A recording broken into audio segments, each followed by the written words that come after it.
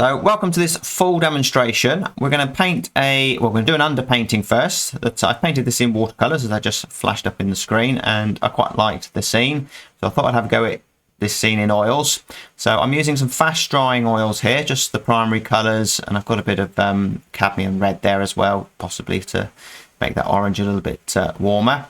And this fast drying oil will be drying 24 hours, so I can then paint the second layer afterwards. And I'm using a oil primed white panel, and the idea with the white panel is I can white back, as I just did there, to produce the lighter layers to come through. The light, basically the light goes through the transparent layers of paint and reflects on the white surface and comes back and looks brighter. That's my idea anyway.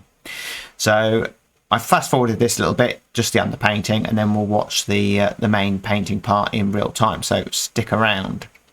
So you can be quite free with this stage and have a bit of fun, because if you make a few little mistakes here, it's not the end of the world. That we can, in the actual painting stage afterwards, we can fix a few things. You want to try and get as accurate as possible, but basically I'm just getting the main shapes in place, checking the composition, does it work okay, making any adjustments, but I'm not worrying about the actual detail at this stage. And you can actually come up with some quite nice paintings doing this, which actually, sometimes you might not even want to work on again, because the underpainting, part of it looks great.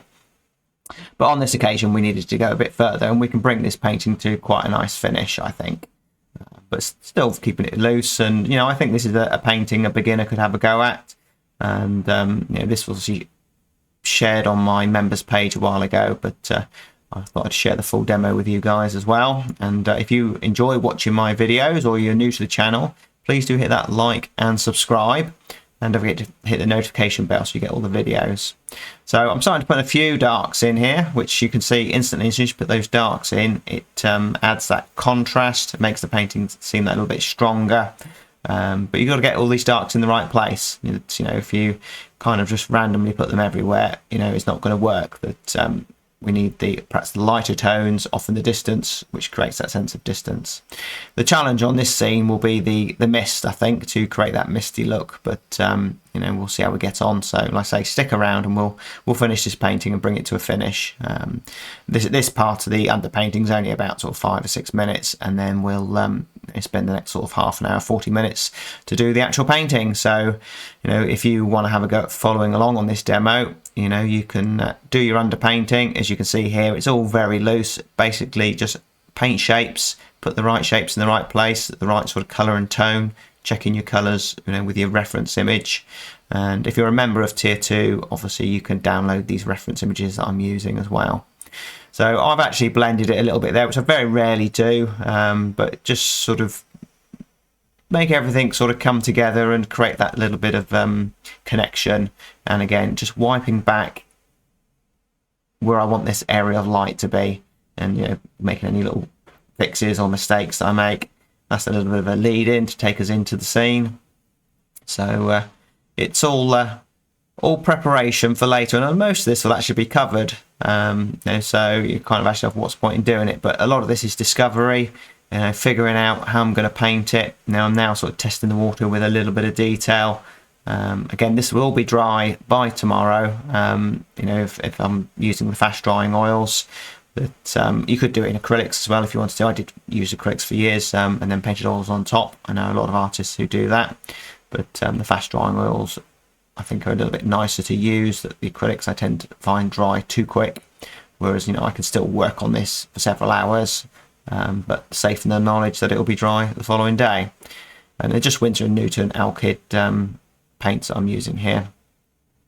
So putting the trees in, but just silhouetted shapes. And to be fair, there's actually very little detail in this painting, and it can look quite, certainly in the watercolour, I think it looked quite impressive. And I painted it on a full sheet, 30 inches by 22 inches on watercolour, and the video is available on my watercolour channel if you're a watercolour artist. Feel free to watch that. So we're almost there with the underpainting, so I'll switch over to the actual video when I was doing it and talk you through the next stage. So don't forget to hit that like and subscribe and enjoy the next part of the video. Start to go lighter as we move out from here. And I have got the option that I can wipe back to that initial very thin layer of orange there if I need to. But I can make this look brighter by going darker elsewhere, but that's still a little bit on the dark side. Let's just do a little tonal check there. So yeah, lighter. And I want to get some interesting brushworks in. The reference picture's all very smooth, and you know that's okay, but you know I want it to have some interesting brushwork. So I can paint into these trees here to create that light effect. So as you can see here, we've got two areas of light. It doesn't really change much when I put in there. But if I was to put some light area in the dark area, you know, it has quite an effect. So that's one way of doing it. So I think we'll just pull that into there. And obviously now that this is dried, it's easier to do all of this, to put those sky holes in. And same in here. I think I've got too much in the way of trees in there. So already we're starting to create that illusion of detail. And the sky goes more blue at the top. I'll just add a bit of cobalt blue into the mix. And I can do the same, just a few little sky holes, and just try and make sure I keep these trees looking abstract, the shapes. And if you do something that looks good, try and leave it. Light against the dark there.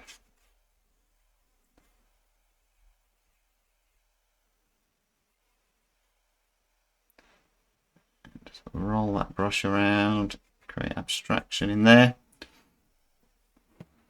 And it probably won't take a lot to finish this painting.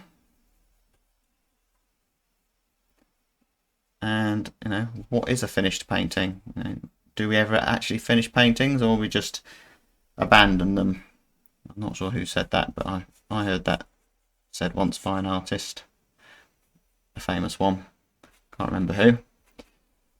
So I'm going to put some light in here, and by doing that we're increasing the tonal contrast.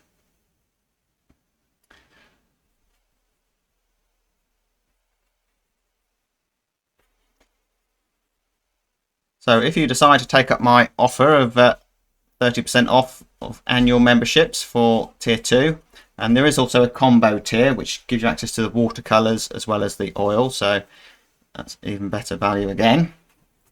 What you'll get are advert-free videos, because I load them directly onto my website, so there's no adverts to distract you. And you get all the videos first. That there's a lot of videos I've made that haven't made it onto YouTube as yet, that it's priority on the website. And you get access to all the reference pictures that I use, and obviously it's a great way to support the channel, keep these videos coming, which is much appreciated. So there's a little bit of texture on this piece of wood. So if I just drag the brush lightly over, it does leave a bit of texture, but I don't think I want that there. I'll just wipe it off. Sometimes you can just try things and then take it off. So let's have a break from the sky. Well, what I will do, I shall just get all those blue areas in there. So this is called negative painting, where you're painting the gaps between the trees and the leaves, and it's quite an effective way to create that illusion of the branches, but you know, quite less more abstract. It creates more of an abstract mark. So let's try and get a clean brush. I have got a little jar of white spirit here to clean a brush if I need to. And the reason for that is I want to try and get an orange. So if I try and take a clean bit of yellow, what I could actually do is, my yellow in my jar is a little bit contaminated, so if I need a pure yellow, I'll just squeeze a little bit out from the tube there. The red's okay. So the red and the yellow. Create that orange.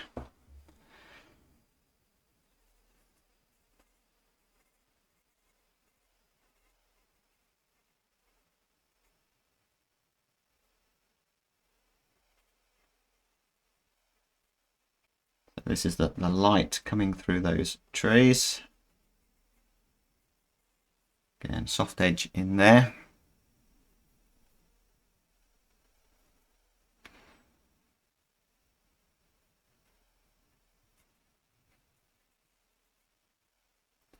More orange through there. That looks okay. And it goes slightly more red and a little bit towards brown at the top here. Not as saturated as that, so I'll just use a little bit of blue, probably to make it a burnt sienna really, and just lighten it slightly. And I tend to use the side of the brush. This is a sort of technique I learned in watercolour really, just to use dry brush, just lay that paint on and just twist the brush about. Now, we're not painting individual leaves, I'm just trying to leave a mark that could be a leaf. Just remember to reload the brush and just tilt the brush up and down, move it side by side, do it quickly, and you'll get all this abstraction.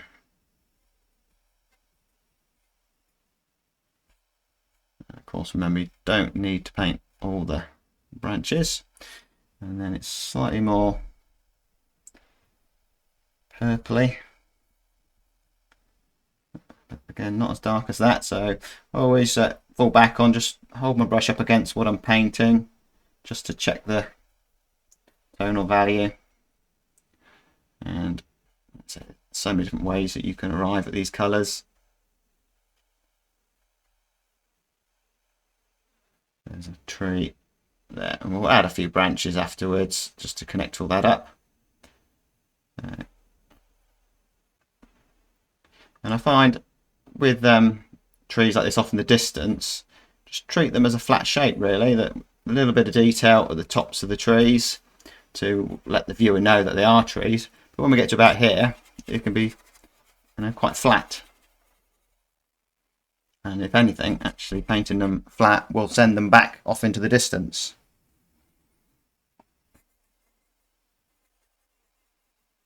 So quite soft off in the distance here, and I think this was quite suited to a watercolour, this scene, which is why I did paint it a couple of times. A small version first, and then I did a big version. Quite often I'll do that, and I'll do that in oils as well. That before starting a huge painting, perhaps have a go at painting it small first to see whether it works. And if it doesn't really work as a small painting, quite likely you'll be struggling to paint it as a large scene. So there we go, that's that tree, and I've made that darker, and I think I made that a little bit lighter, so we've increased the contrast, so that's good. More towards purpley pink over this side. So this is oranges, pinks, purples, all sorts over going on this painting.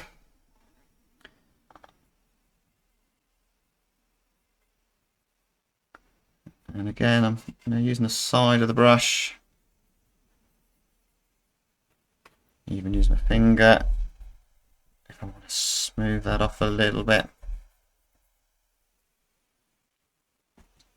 and take a little bit of paint off if I need to. So a lot of the time I just paint in one go alla prima on a blank canvas or panel and start to finish, but you know, it's interesting to try different methods occasionally. You know, start with an underpainting. Now let's try and get some of that blue into the scene here with this lovely mist coming across the scene here.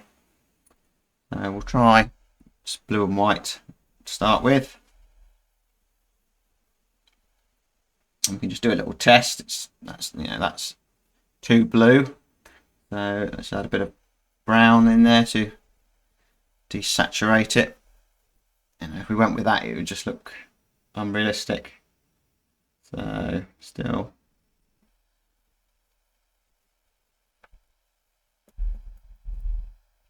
So that steers towards green too much. Back towards blue. So maybe that's just the wrong blue, the cobalt blue. So let's clean that brush off and use ultramarine blue, because it's ultramarine blue steers more towards a warm blue, a red. But, Greg has joined us. Hello, Greg. I've known Greg for many years, and I've seen some of your photos, Greg, on Instagram with your artwork in galleries. Very impressive. And Kerry Creations, hello. Thanks for joining us. Hopefully you're enjoying the demo. So let's try ultramarine blue. New pile. And if something doesn't go right, for instance, you know, if you're trying to mix this misty blue and it went a bit green, don't put it on there. You know, change it. Just desaturate it with some of this. This grey. Probably looks lighter than that. That's better. You've got the same tonal value, but it's now more blue. And it will make all the difference. So we've got mistiness going across here. So I think we've got probably a combination of hard and soft edges in this painting.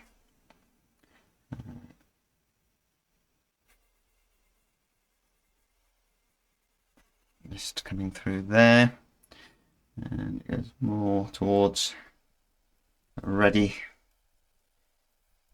What colour is mist? And you're not actually painting mist, we're trying to create the illusion of mist, which is no different than painting a brick wall. You know, you're just painting what you see. You know, what do I see? That colour at that tonal value in that place. But, I had a message on YouTube, which I haven't responded to as yet, about, you know, could I do a demo painting material? Yeah, we could do that at some point, but it's exactly the same. You know, once you get that in your head, all you're doing is putting the right tonal value, right colour in the right place. It all just becomes very easy. Obviously, you still have to do that, but you'll get a good understanding of what's required. And it's more yellowy or pinky in the middle there.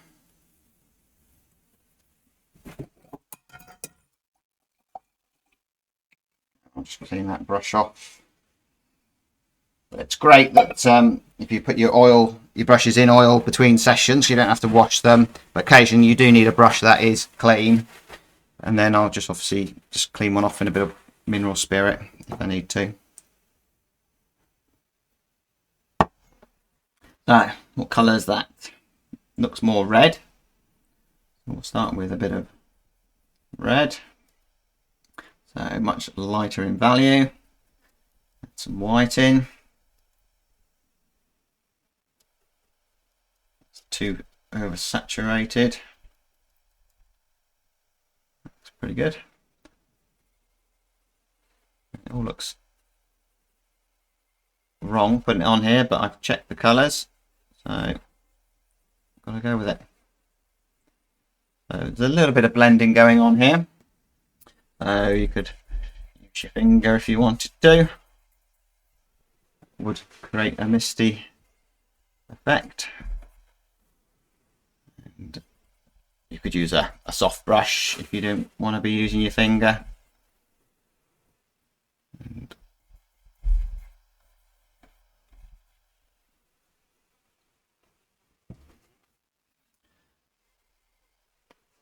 And this is the important part here, mistiness going into here.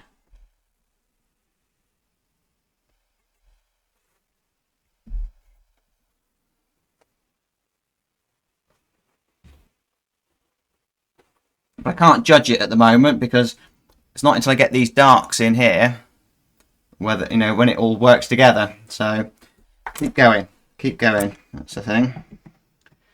So let's do that. Let's get some darks in. So smaller brush, it's a bit big. And if I use a brush, I use lots of brushes on the go.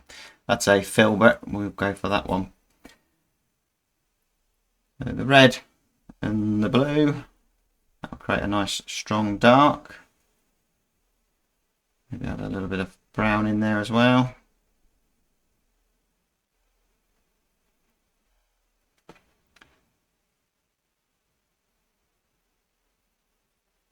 So obviously the trees aren't dead straight, and they've got kinks and all sorts in them.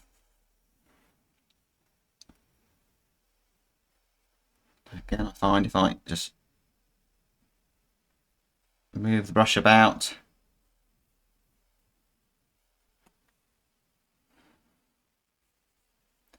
in all sorts of directions. So this one's a little bit further away, so probably will be a little bit lighter in value. So I've picked up a bit of that white in there. And this one definitely has got a bit of a misty look to it. So I'll just paint it into the background, and like I say again, you know, just mess that edge up a little bit, create that softness.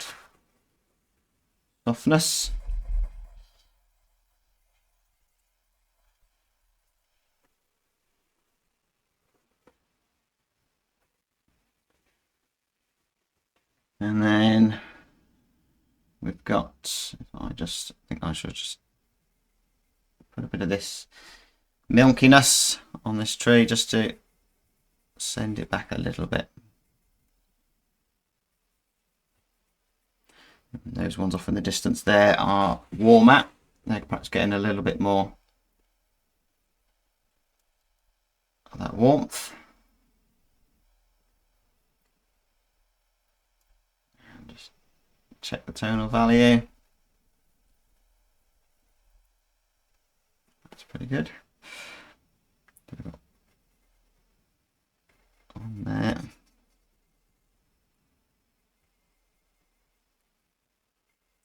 And that one actually just disappears into the mist there.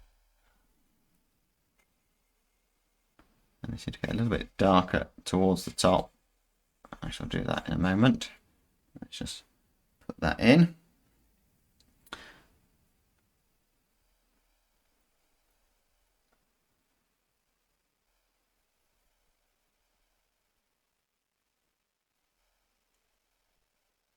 And when I do this, I mix my colour and I think, okay, that's not right. And I just hold it up to there. Okay, is it more yellow? Is it more red? Is it more blue? And then whichever the question, you know, whichever the answer is, I put the paint in, so a little bit more yellow. So a bit of detail. So once we're at this stage now where we've got the canvas covered, we'll call it canvas, I can now start to think about putting marks on here that are the finished piece, as it were. Now, we don't want to be painting it forever. And I'll put the replay of this obviously on the membership with the beginning part as well, with the underpainting. There's a lot of demos on the website now, oils and watercolours. There's quite a catalogue there. I've got to get my plugs in on these live streams. You can support the channel by liking and subscribing.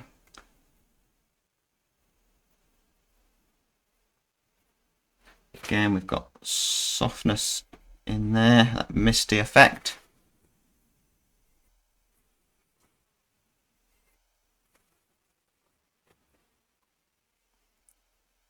And there's no necessarily right or wrong way to do this. There isn't a a book you can get about painting misty effects, or you probably could but for me it's a case of what works.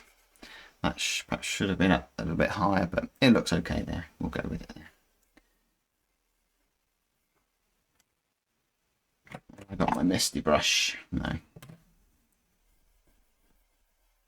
just drag that paint into there a little bit. That looks okay. It's slightly different to the reference, but if it looks okay, just go with it. So it's suggesting bits of bracken or whatever just sticking up there. There's obviously a little puddle or something here. And then it gets much darker down here. And hopefully by putting this dark in, it will really increase that contrast. Again, there'll be lots of twigs and branches down here in the foreground, but we don't want to distract away from here, so I'll just keep it simple. But edges are important. We need to lose that in there, that soft edge. Again, just use your fingers or a soft brush will do the job. And you just use a different finger if you've got a muddy finger.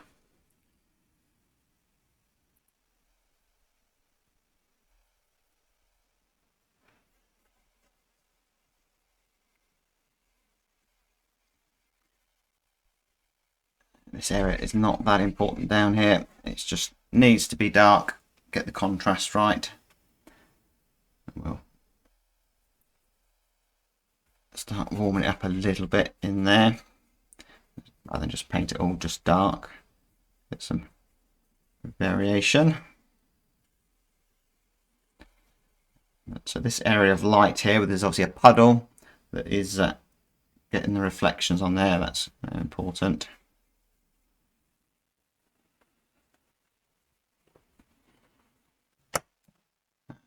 Back to the mist colour, which I think was cobalt blue, bit of white. Again, desaturate it. Do a little test.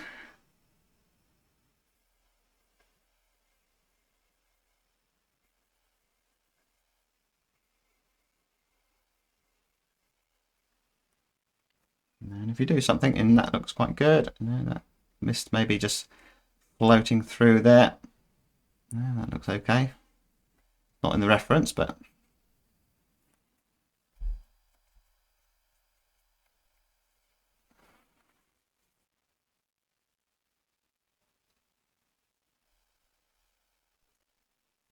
just put some lighter values in there.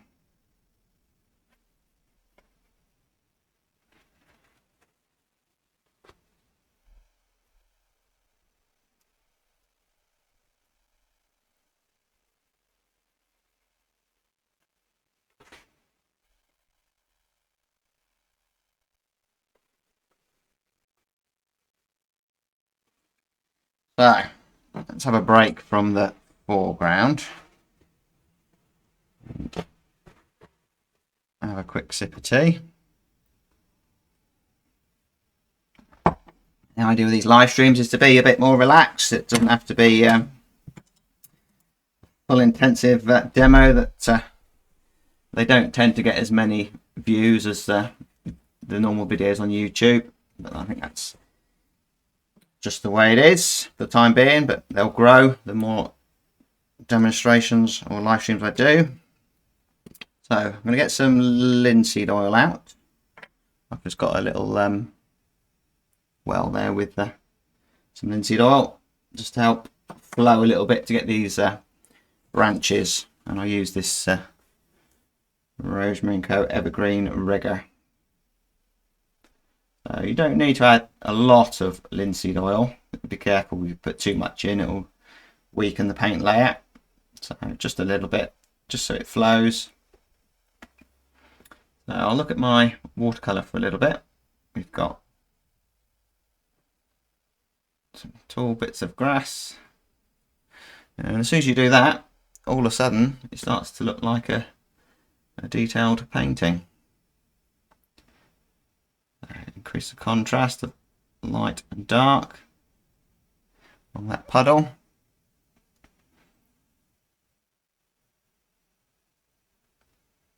And it's going to pick up some of that white, which is good because I want to make that a little bit lighter in value because it's in the mist.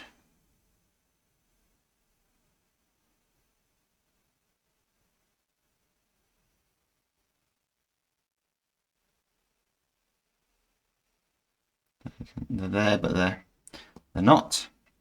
You don't need to do too many.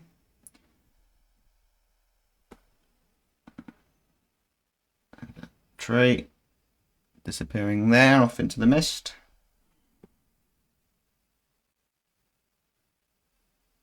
And a painting can go from a stage of you're not quite sure where to go with it, and then you put in these few little details and that's all it needed. So we're just now adding some detail. So some yellow, red for these trees off in the distance. Again, a bit more linseed oil.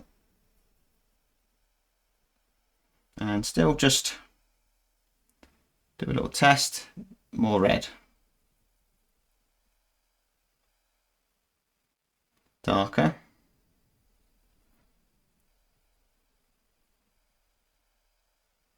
Right, so we've got one tree going across there. That looks like it's part of that tree. Let's just perhaps pull it across there and make it look like it's in the mist.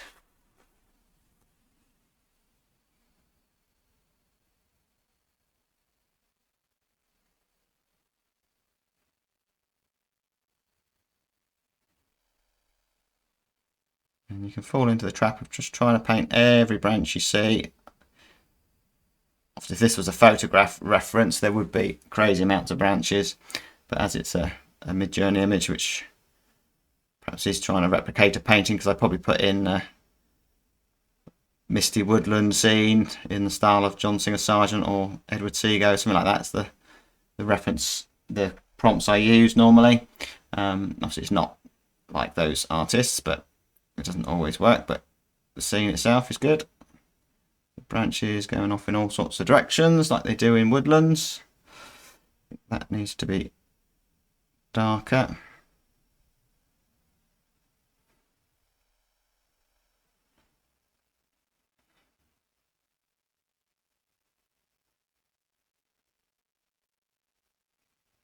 And you can use this brush also as well to paint branches if you just splay it out, and we can increase the contrast, put some dark branches there,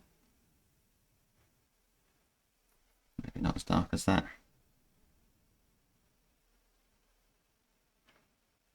We can start building up layers is what we're trying to do here. Got trees off in the distance, trees closer to us.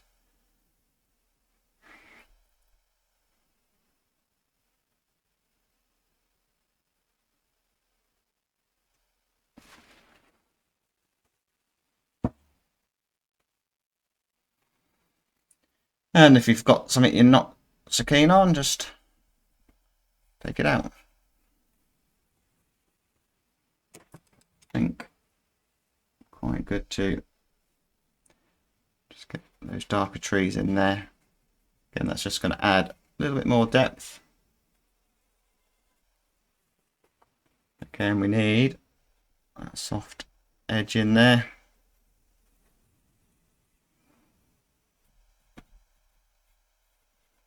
It's just a ever so gentle tonal shift in there.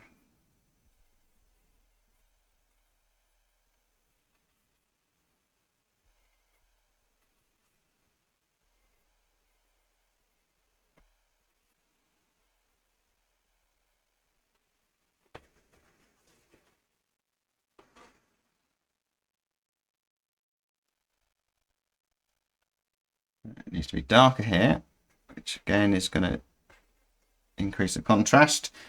Sometimes with bristle brushes it's hard to get the paint to come off, whereas a softer haired brush does let the paint leave the brush easier sometimes.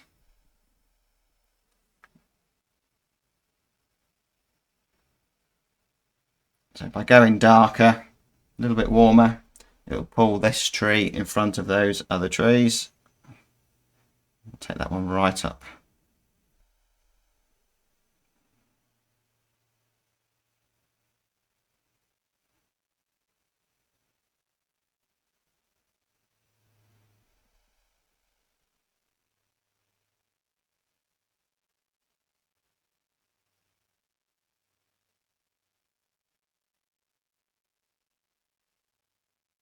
And I'm just going to add a bit of connection through here.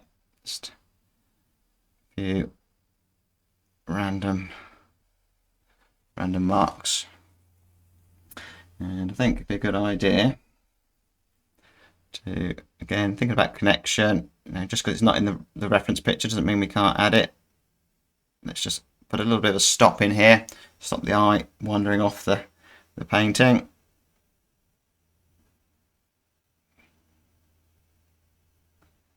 And we can pull that background into the tree and so on. Same over here.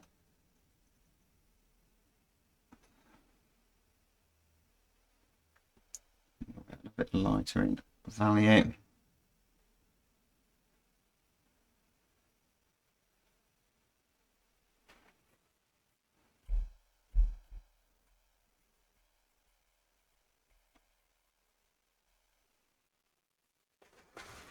So where to go now? I think this tree needs to be a little bit darker. So again, I just wipe that brush off to get all that white paint off and create a dark.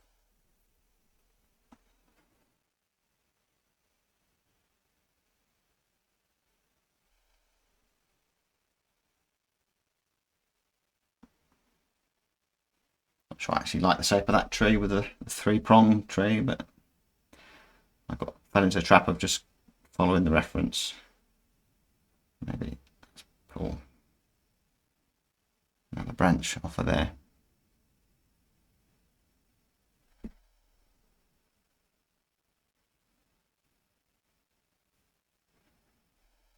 And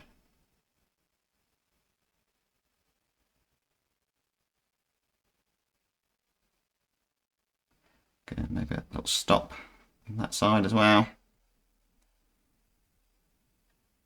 There's something there.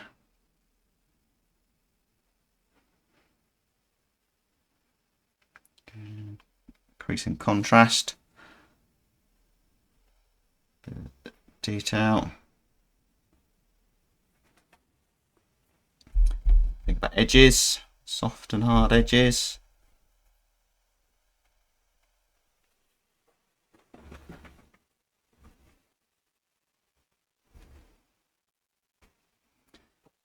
Let's take a clean cloth.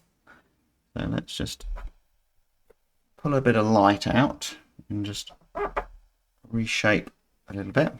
So what I'm doing there is take it back to the underpainting, just in places, just to get that orange back, just around the trees there.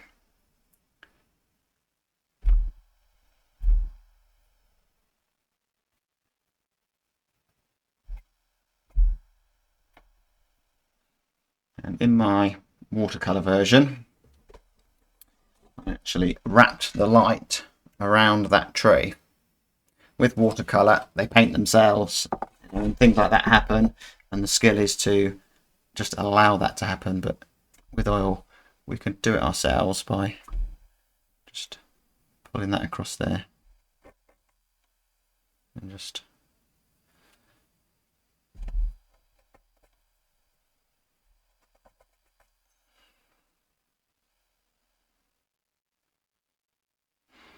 because it's very easy to end up with a painting with a tree that looks like it's stuck onto the panel. The skill is, which the masters were so good at, is making things look as though they're one as a whole. So when you look at the painting, you can't see where one area starts and the other area finishes. It just has a sense of wholeness, which is what makes the scene look real.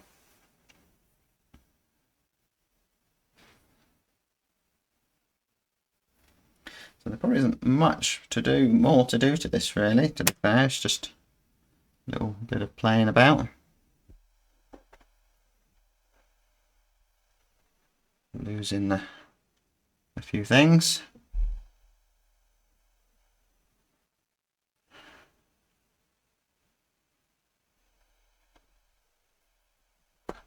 So I'm using baby wipes here to just lift off areas of paint. Use a clean one. I would like to get a little bit more light in there.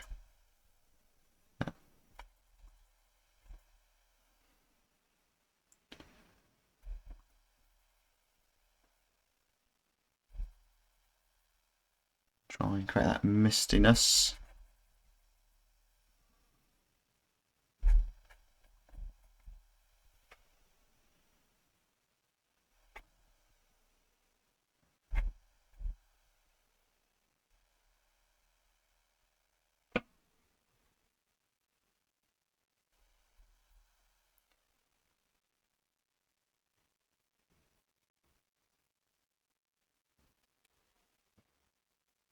I'm just going to put a little bit of warmth on these. They're just, I think, too dark and they're just a little bit overpowering. I should just add red. You know, colour harmony is important.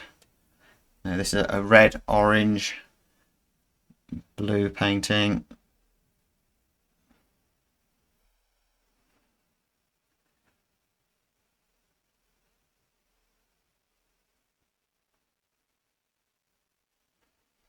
Maybe they're just a little bit distracting, so let's put some branches.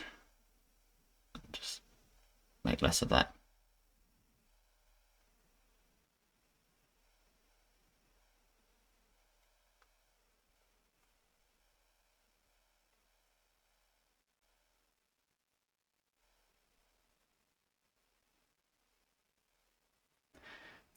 Create a little bit of depth by putting a few darker branches over there.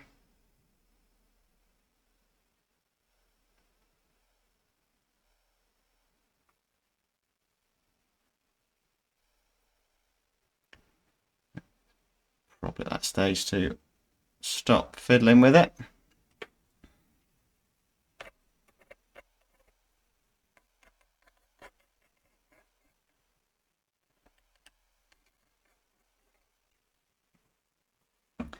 I think I shall leave it there.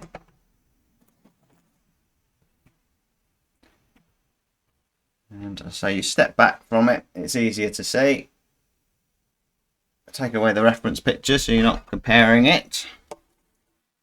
Always a good move. So it's got what I was looking for was that the look of the mist in there. I wanted to increase the stronger tonal contrast, but still get that sense of wholeness that it's one scene. So I think that's worked okay. And like I say, it didn't take a lot to get it back to a, you know, from the underpainting to a finished painting. So that's okay.